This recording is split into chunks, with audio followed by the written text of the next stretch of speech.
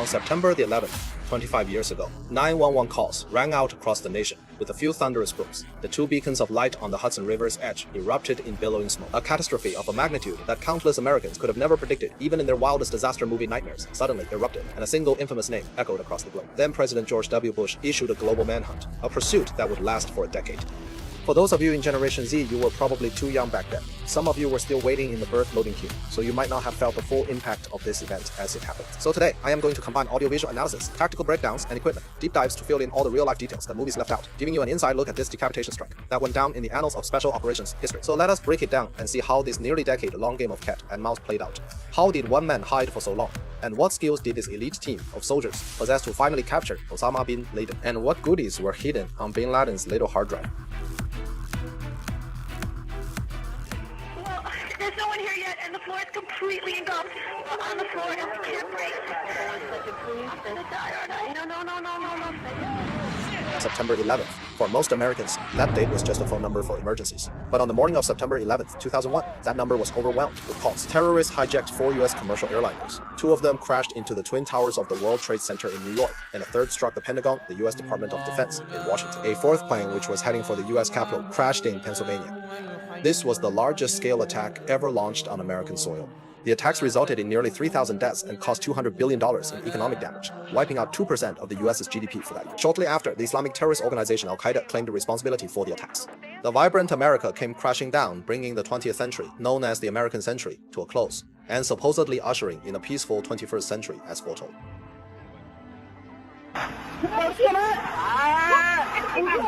In 2002, Brazil won the Korea-Japan World Cup. In 2003, the SARS outbreak occurred.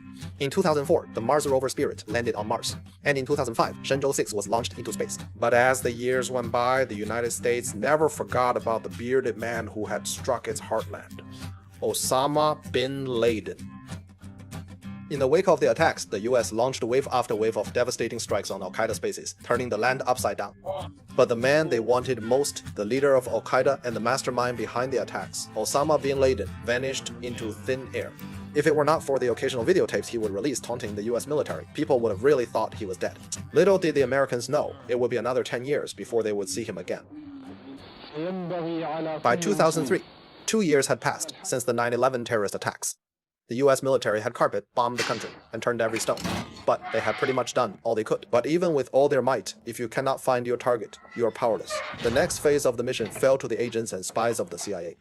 They decided to peel back the layers, starting with the captured al-Qaeda members, to find out where bin Laden was hiding. Among you belong to me. This is a secret CIA black site in Pakistan. Another day, another shift for the agents on duty. The building is pitch black and reeks of filth.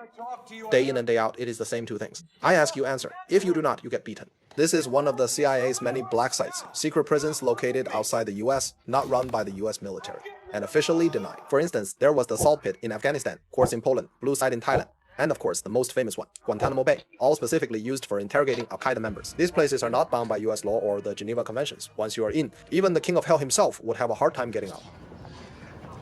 I do not need these windows up. What? Maya, a rookie CIA agent fresh out of training, is sent here to assist a veteran agent Dan. At first, Dan thought she looked too fragile, so he planned to take things slow and let her ease into the work. Come on, let us go grab a coffee. No, I want to get back to it. Who knew Maya would be so tight? Lived well, I am a hard worker myself, so Dan decided to show her what the real deal was.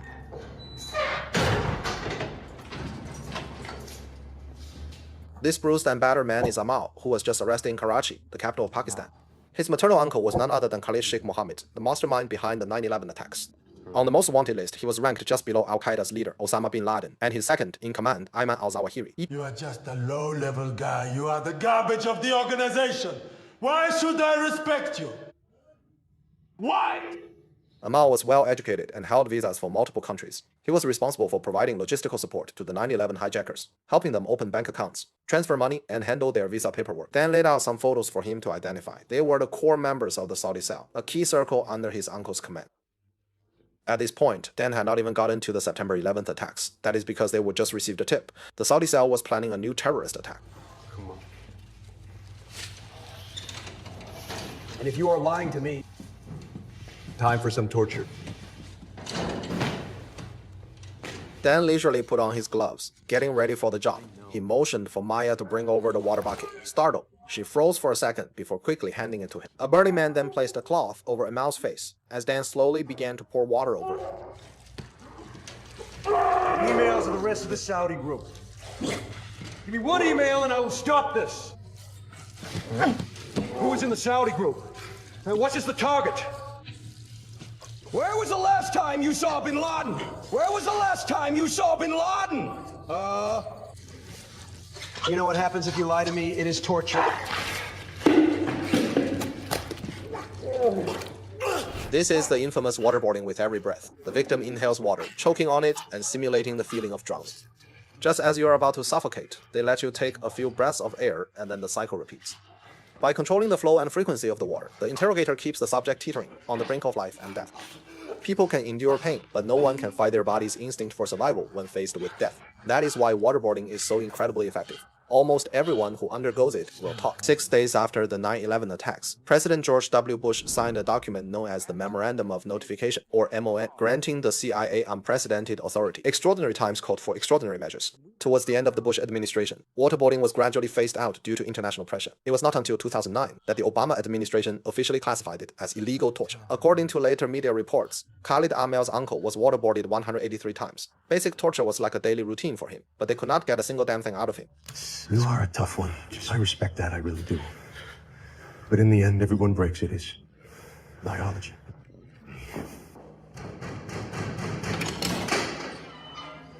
Dan takes Maya to the CIA station in Islamabad, Pakistan. After meeting their station chief, Joseph, Maya takes her seat and officially starts her new job. She is surrounded by colleagues who know all these Arabic names like the back of their hands. The team gathers to share the various tips they have received that day. As a newcomer, Maya is completely in the dark. On the office wall hung a gallery of key figures, all bearded men in turbans. Their names were a blur of Ali's, Abu's, and Muhammad's.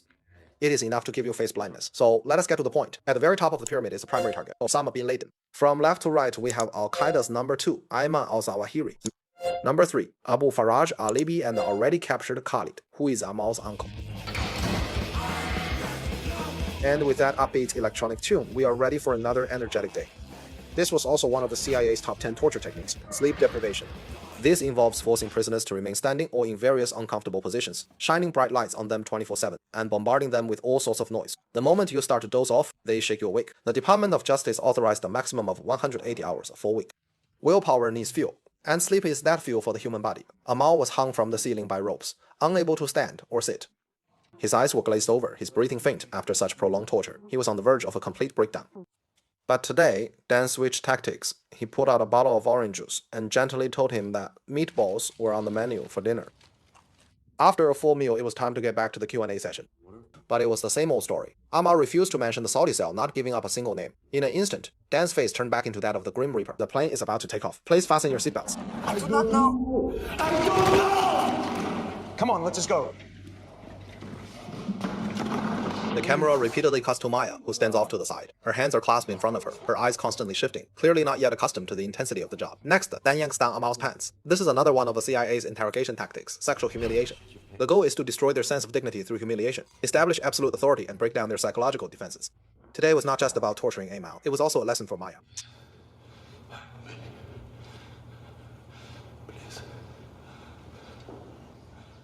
Tell the truth and you will be helping yourself.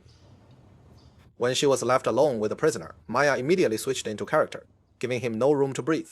Dan came back with a dog leash and led Amal over to the wall. And there was more in store for him. My dog, I'm gonna walk you. In reality, Amal was one of the very first detainees to be interrogated. According to reports, he was used as a training tool to teach new agents enhanced interrogation techniques.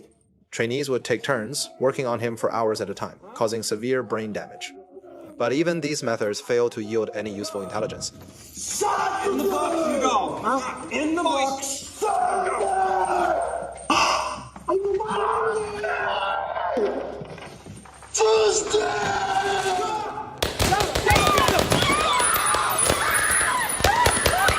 Just as the interrogation was underway, the Saudi cell launched another terrorist attack. This sense of failure was agonizing for Dan. He was holding a crucial lead, but had no idea where to even begin. Then Maya had a flash of inspiration. If the hard approach was not working, they would try deception. Prolonged sleep deprivation can cause confusion, even hallucinations, and memory loss. So, they suddenly treated Amal to a feast, rewarding him for finally giving up a few names. Of course, these were names the CIA already knew. In his days, Amal could not even tell if he was the one who had said it. His psychological defenses were finally broken. We tried to get into the Tora Bora mountains, but the bombs were going off right over our heads. We couldn't talk. Because, I'm sorry. Who's the we in that sentence? And Abu Ahmed. During what seemed like casual conversation, Amal suddenly brought up someone who had never been mentioned before, Abu Ahmed al-Kuwaiti, codenamed Kuwaiti. And it was this man who would become the key to capturing Osama bin Laden. Then the CIA noticed something strange as they combed through interrogation transcripts from sites across Poland and Afghanistan. It seemed like everyone was deliberately avoiding this Kuwaiti. They either refused to talk about him at all, or they downplayed his importance. Even al-Qaeda's number 3, Faraj, and his uncle Khalid. It is going to be very uncomfortable until you give me the information I need. So, where exactly is Abu Ahmed living now? The fact that even such a core member was going to such lengths to protect the Kuwaiti only proved how crucial this man was. The CIA immediately made him their top priority. Just when they thought they were closing in on bin Laden, it turned out the Kuwaiti was as elusive as the man himself. As the days went by, Dan could not handle the high-intensity work anymore and returned to the States. His colleague, Jessica, was also killed when a source she was meeting turned out to be a trap. Terrorist attacks continued to strike around the world, and bin Laden would still occasionally release new videos. In 2006, Shaq won a championship with the Miami Heat. In 2007, Steve Jobs unveiled the first iPhone. In 2008, the Beijing Olympics. In 2009, George W. Bush left office and Barack Obama took over. And just like that, it was 2010. 9 years had passed since September 11th, but the CIA was still drawing a blank, not just on bin Laden, but even on this Kuwaiti. They were convinced that this Kuwaiti was bin Laden's most important career. Because bin Laden was well aware of America's intelligence capabilities, he refused to use any high-tech communication devices, like phones or computers. To issue orders to his al-Qaeda members, he had to rely on one person he trusted most to act as his courier. The Kuwaiti was his personal mobile courier. Visa leaving Afghanistan, traveling through Morocco en route to Kuwait. OBLI Akmal Kuwaiti. This must be Abu Ahmed. Then one day, amidst a mountain of information, the CIA uncovered a name they had previously overlooked, Ibrahim Saeed Ahmed. According to the clues they had gathered, this man was born in Kuwait. His parents were Pakistani, he was multilingual, and was believed to have died in Afghanistan. However, several of his brothers had fled back to Pakistan. Then it hit Maya, perhaps because the family was so large, the intelligence community had mistakenly recorded her brother's death under her name. Finally, they found someone who was an extremely close match. In his calls with his mother, this person would switch back and forth between Arabic and Pashto. When his mother asked what he was doing, he was evasive, only revealing that he was still working for that man. This would make it convenient for him to drop off the tapes, whether they were from bin Laden or through an intermediary. So, whenever he wanted to make a call, he would leave the house, walk a few blocks, and then turn on the phone. We need to keep canvassing the area until we find him. This man was in Peshawar, a city in northern Pakistan. He was extremely counter-surveillance savvy, keeping his phone off most of the time, and even removing the battery. He would only surface in the markets of Peshawar when he needed to contact the outside world. Maya was certain. This mysterious man was the Kuwaiti they had been hunting for nearly a decade. The only problem was they had no idea when the Kuwaiti's phone would ever be turned on. So the CIA dispatched agents and informants to launch a ground search in Peshawar. So they had to resort to the most basic method, driving around the markets where he might appear, day after day. They were constantly holding a signal detection device, just waiting for that ghost-like signal to appear. With everyone on the street on their phones, the agents started seeing the Kuwaiti in every face.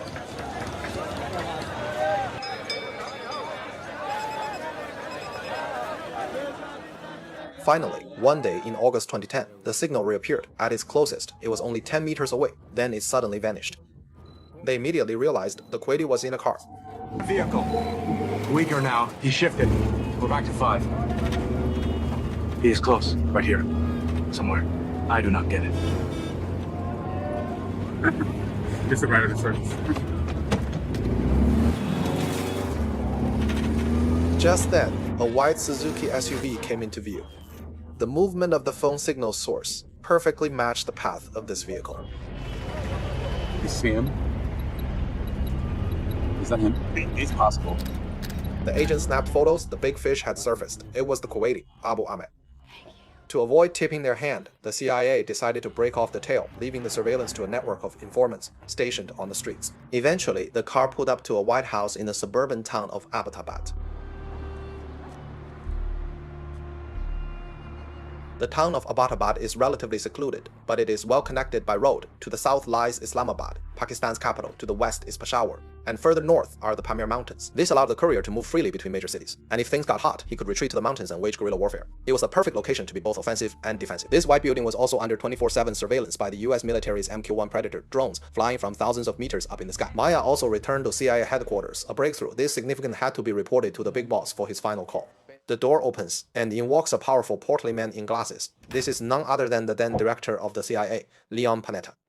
The team gathered around the sand table model of the white compound, briefing the project's progress. The area is completely blacked out. There's even a 7-foot wall here, so even if we got up high, we could not get a vantage point. I mean, it is a fortress. Bill, cannot you put a camera somewhere? And these trees here? Maybe get a look at the main house? And this part of the story is actually based on real events. They were getting ready to install surveillance cameras in the trees surrounding the house, but they had not made their move yet. But then, weirdly enough, one day the family suddenly chopped down all the surrounding trees. This scared the hell out of them, and for a moment they thought their cover was blown. What is this? It is a cluster of buildings down here. By the PA. It is the Pakistan Military Academy. Their version of West Point.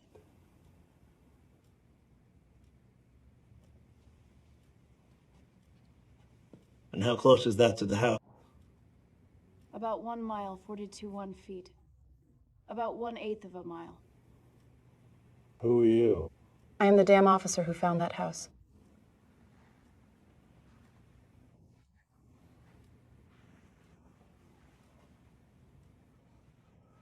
Right, I want to know more about who's inside this house by the end of the week. After 9 years on the job, Maya was no longer the soft-spoken rookie. Her brilliant analysis left a lasting impression on the intelligence chief. In an interview years later, Leon Panetta would honor her with the title Angel of Death. And that is the big boss for you, always precise with his words. You have not figured out who is actually in the house. I do not give orders lightly. Now the pressure was back on the agents.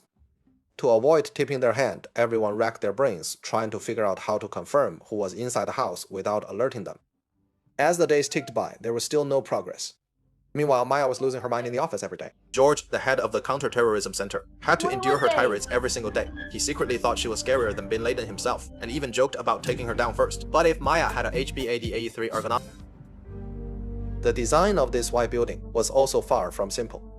Later released files revealed that it was purchased by the Kuwaiti in 2004, and then renovated. It was designed like a fortress, occupying about 3,500 square meters, with walls as high as 6 meters, topped with barbed wire. The entire property is divided into 2 separate compounds, east and west. The western side is a large empty area, while a vegetable garden sits in the corner of the eastern side. The main residence is located in the central courtyard. The building had 3 stories, and the windows were designed to be extremely narrow. And on the second floor, there was an extra 2-meter high wall built in front of the windows, making it impossible to see inside from the ground or from the air. Based on 24/7 surveillance, they discovered that the people in the house had extremely strong counter-surveillance skills. Take taking out the trash, for example. All household waste was burned right there in the courtyard. The house had no phone or internet, and the occupants rarely left, except to buy essential supplies. The courtyard was basically a small farm. Besides growing all sorts of vegetables, they also raised over a dozen chickens, a few cows, and some sheep. The CIA was practically dying to turn into a fly and buzz inside just to get a whiff of what was going on. Fortunately, by analyzing the laundry drying in the courtyard, they determined that 3 families were living in the house. One was the family of the Kuwaiti, and the other was his brother's family. And then there was a man who had never been seen before. And that was the 3rd female. So, you found 2 males and 3 females. That is correct.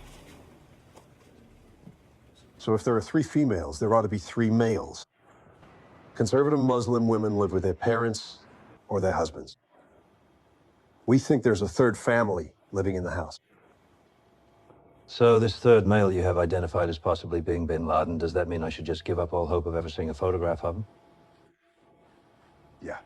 And it is not like they did not consider some dirty tricks to get into the house, like posing as a free vaccination team to give the kids a shot and get a blood sample. They could run a DNA test to see if it was one of bin Laden's children. They even considered digging a tunnel using a balloon, or even deploying a stink bomb to smoke everyone out of the house. Putting all the pieces together, the man this crucial courier's family was so desperate to protect, it had to be Osama bin Laden. They had been watching the compound for 6 months, but still could not confirm the mysterious man's identity. What if he gets away if we wait any longer, but if we launch a full-scale assault? What if he is not even there and we just tip our hand? The ball was now in the court of CIA Director Leon Panetta. So now, to put it simply, is he fucking there or not? We all come at this through the filter of our own past experiences. Now, I remember Iraq, WMD. Very clearly, I fronted that. And I can tell you the case for that was much stronger than this case.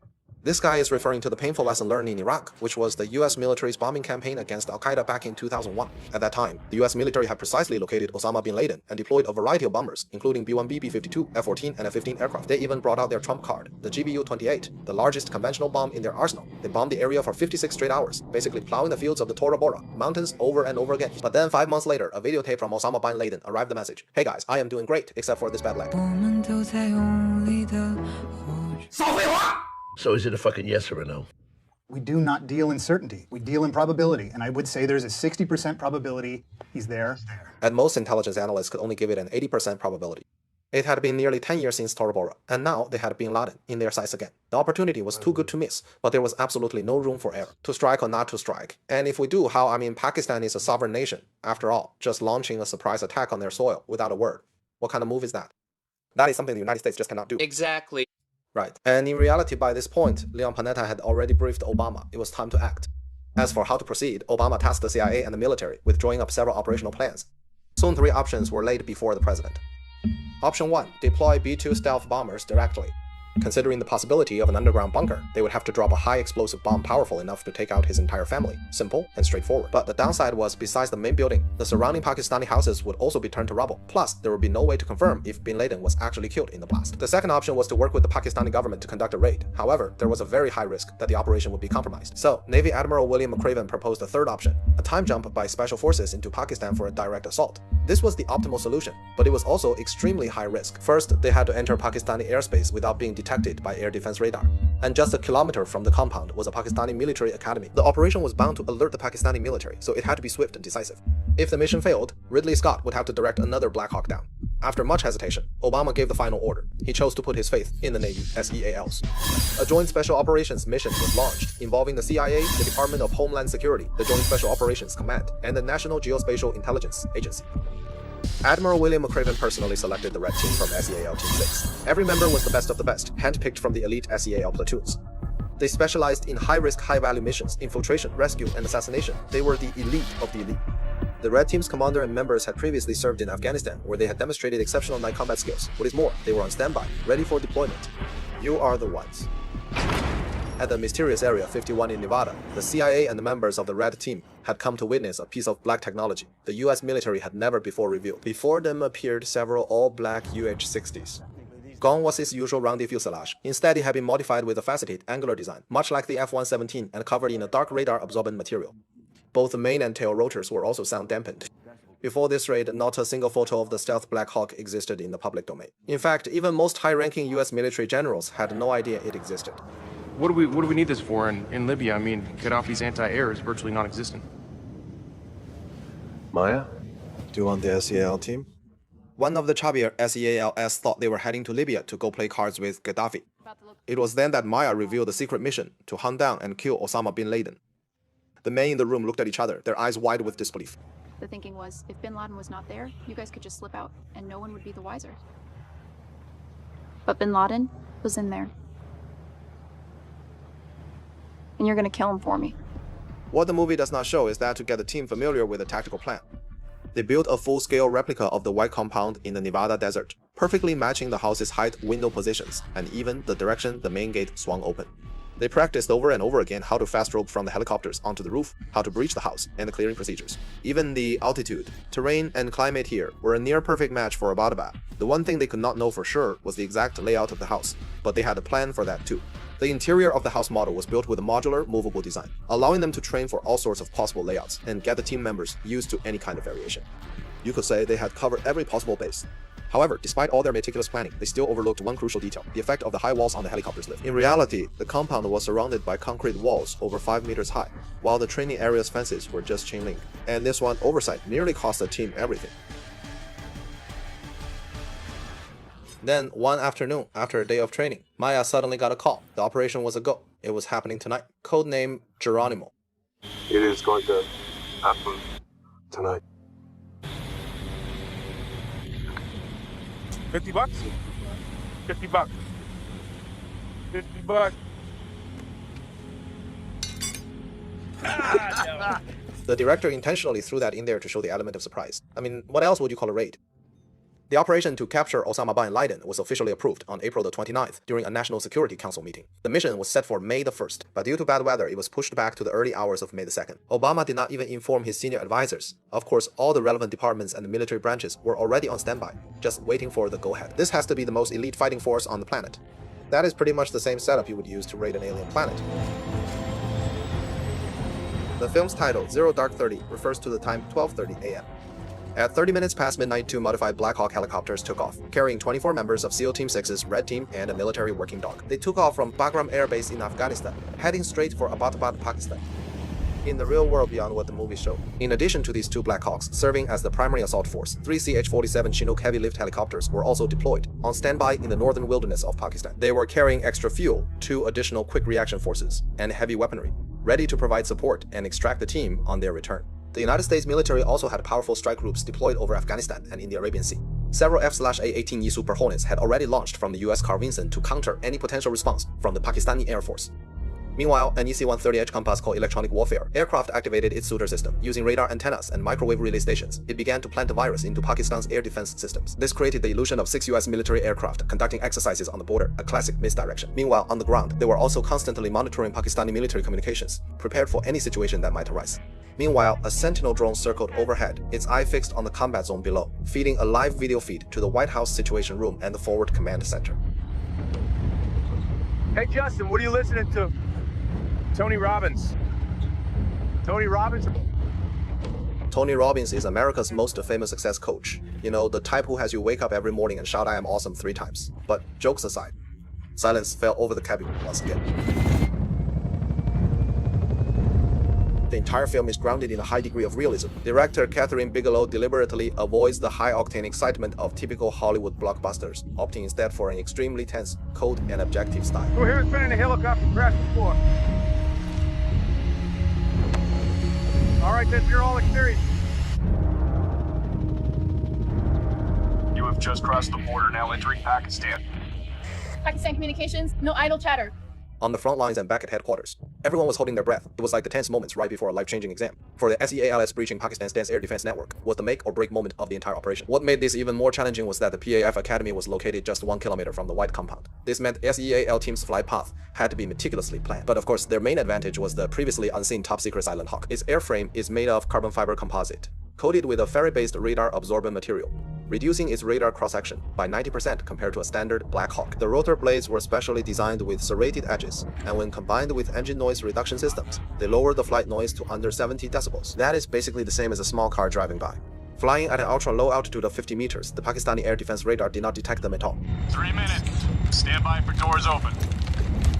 90 minutes later, the target, the White Compound, came into view. Everyone double-checked their gear.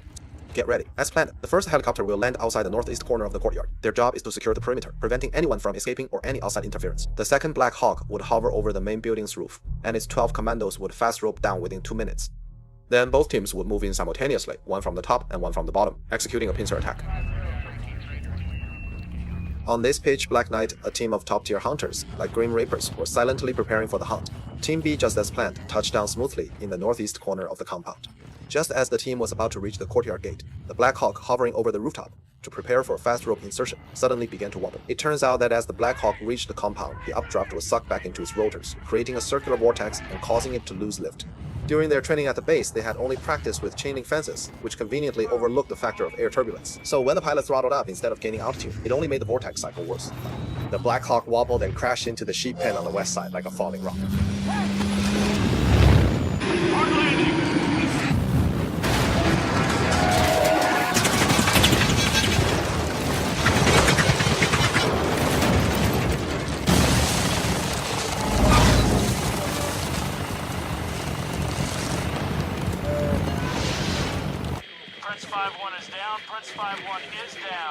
The mission's barely begun, and another one is down, inside the White House Situation Room. You could hear a pin drop. And just like that, a new masterpiece was born. Besides an anxious Obama wringing his hands, you have got a Junior Biden, a five-mouthed Hillary, the then Secretary of Defense Robert Gates, and our old friend Blinken. Forget the F1 championship, the NBA finals, or even China winning the World Cup. Nothing is more thrilling than watching this. But luckily, the helicopter was not that high off the ground, and the pilot, he was from the US Army's 160th Special Operations Aviation Regiment, also known as the Night Stalkers. Aside from scaring the sheep half to death, the Black Hawk took a mouthful of dirt and snapped its tail rotor. The crash landing was a success, and all members of Team A were unharmed. Now it was time to test the SEAL's ability to adapt on the fly. After consulting with command, they decided to press on. The new plan was for the two teams to rendezvous in the courtyard and then assault the building from the ground floor upwards simultaneously. However, the crash of the Black Hawk had undoubtedly given away their position. The operation had to be a race against time. Even the most intense video games do not have a level designed this well. Ready to reach at 052. Team B, positioned outside the courtyard, was supposed to blow open the iron gate and regroup, but after team member planted the C4 and detonated it, everyone was just stunned. Fail breach! Fail breach! It turned out to be a fake door, just a solid wall behind it. Son of a bitch. So Team B had to switch to a side gate to get in. Only then did the two teams finally link up. At this point, Teams A and B split into 4 smaller units. Team 1 would assault the main building's front entrance, Team 2 its rear entrance, and Team 3 would move on the annex. That was believed to be the guest house. The remaining team was tasked with securing the perimeter of the courtyard. Just as Team 3 was about to breach the guest house and enter the living room, the familiar crack of K-47. Fire echoed. After a brief exchange of gunfire, silence fell over the house. Come on out! Actually, there is a small bug in the movie. The SEAL Team 6 member played by Chris Pratt could not possibly have known that Abu Ahmed, the Kuwaiti, was behind that door.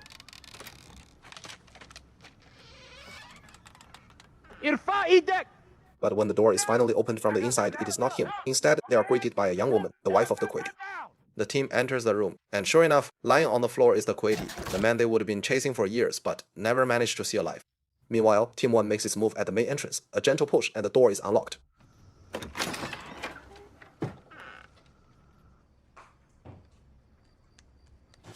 Over!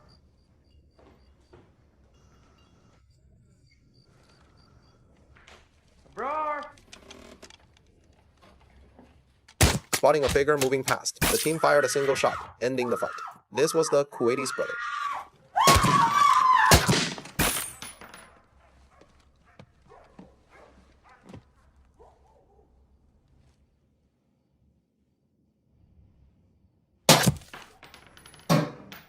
In the climactic raid scene, the director makes extensive use of shots that simulate a night vision goggle perspective. It deliberately avoids the dramatic fire explosions, opting instead for an eerie, oppressive, and even bizarre fluorescent green. This really makes the audience feel what it is like to be in the dead of night.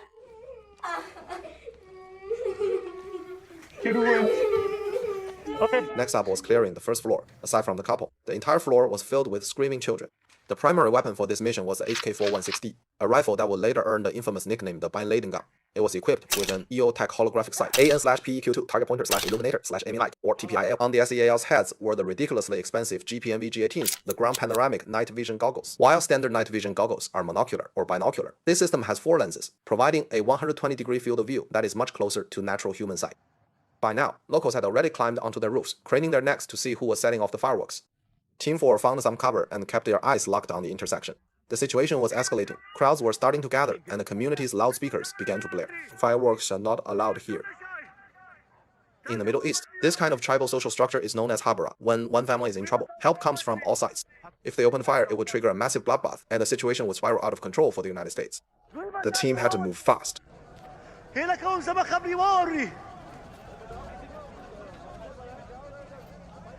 back! They will kill you! They will do it!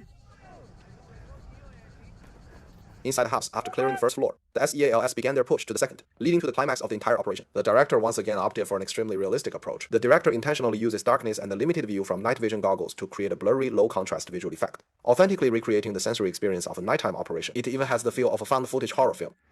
In terms of sound design, the director also forgoes any musical score, choosing instead to highlight only the natural ambient sounds of the environment.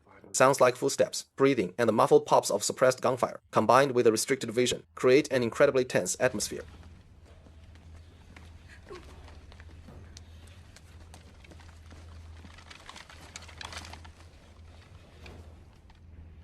Khalid!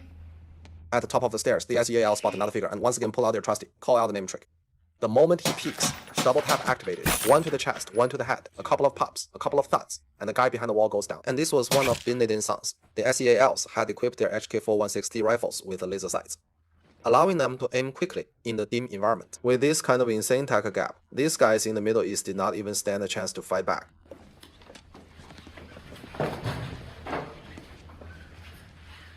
Clear! Yalla! Yalla! Back up! Back up! Clear! Oh, for fuck's sake. Look at this, bro. After clearing the second floor, the team moved down to the third, and just like before, they called out the name of the big boss, Osama bin Laden. Osama! Osama! Before the man inside could even raise his weapon, he was already on the ground. The team rushed over and without hesitation, put 2 more rounds into his head and chest. A teammate quickly moved in to confirm the target. Possible jackpot. But shit. This is R02. Geronimo. When they sent the photos back to command, they got the call sign, Geronimo. This meant the target was confirmed, the mission was a success, and now it was time to clean up the scene. The team's job was to grab everything, documents, files, DVDs, computer hard drives, any and all electronic devices from the house. After all, this could contain al-Qaeda's most closely guarded secrets and even plans for future terrorist attacks. Get that from me. Let us move, guys. What is up? I shot the guy on the 3rd floor. Why'd you get to work? Grab a bag. But what is really mind-blowing is that among this pile of materials were tons of game discs, Counter-Strike, Resident Evil Street Fighter, and so on and so forth. And later, documents revealed that bin Laden's computer also contained a massive collection of cartoons. Like Naruto and Tom and Jerry, this whole cat and mouse game is just so dramatic. To think the leader of al-Qaeda was a fan of cartoons. It is a mix of absurd humor and a touch of melancholy. Even Oscar-winning screenwriters could not dream up a plot like this. And the same goes for Naruto.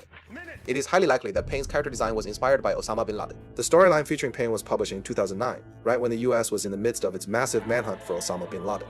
Payne was born in the Hidden Rain village. This small nation, caught in the crossfire between major powers, was plagued by constant warfare, which gave rise to the extremist organization, Akatsuki. Payne believes that only by making the world feel pain can people truly understand the suffering of others. 痛みを感じろ。痛みを考えろ。 Payne's ultimate plan in the series was to gather the tailed beast, to create a forbidden jutsu weapon capable of instantly destroying an entire nation, and then distribute it to various countries. If you let a guy like that get his hands on a nuke, he would absolutely unleash a Shinra Tensei on the whole planet. 世界に痛みを。 Just then, the Pakistani Air Force finally scrambled. The team had to get out of there, fast. But before they could leave, the team had one more mission. If they did not destroy the US military's top-secret stealth coding, they would be leaving it behind for Pakistan to get their hands on. It is worth noting that although the SEAL team blew up the Black Hawk as planned, it seems they left behind the tail rotor, which had fallen outside the compound's walls. After the fact, the United States was on pins and needles. The Pentagon went into a frenzy, applying immense diplomatic pressure on Pakistan to return it immediately, fearing the technology would be compromised. But Pakistan was furious at this point, and it was not until weeks later that they returned it. As for what Pakistan did with it, for reverse engineering, well, that remains a mystery. Once the team returned to Bagram Air Base, Maya was the first to confirm it. The bearded man in the body bag was, in fact, Osama bin Laden. The terrorist who had caused the United States so much suffering was finally eliminated. From the moment the SEAL team touched down to the completion of all objectives and their departure, the entire operation took less than 40 minutes. But from the September 11th attacks to the hunt for bin Laden, it took the Americans 9 years, 7 months, and 21 days. Afterward, bin Laden's body was urgently transported to the US Carvinson, where it underwent a rigorous identification process. They took a DNA sample and ran it against his sisters. The probability of error was just 1 in 11.8 quadrillion, lower than the odds of him being an alien. To prevent his burial site from becoming a shrine for terrorists, the US military conducted a simple Muslim funeral service for him before committing his body to the sea. Good evening tonight.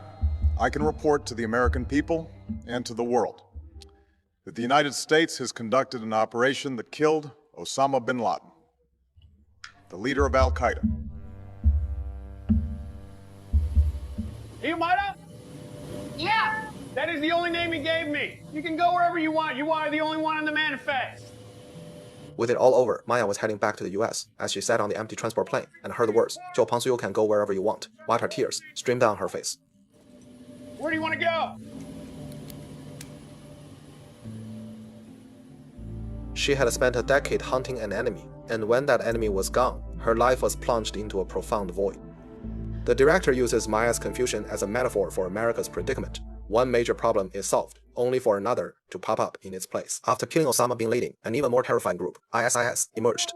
And after eliminating them, another cancer began to fester in the shadows. It is a cycle that no single individual can control. This is a chronic problem for the United States, and a tragedy of our times. The chaos and suffering in the Middle East are far too complex to be summed up with a single word, like terrorist. Great powers act like crude patrons, only concerned with plundering, fomenting conflict, sowing chaos, and then walking away without a second thought. This malignant tumor, nurtured by hatred, will inevitably turn on its creators. Every debt must be repaid. While it may seem the target is the state, in the end, it is the people who bear the brunt.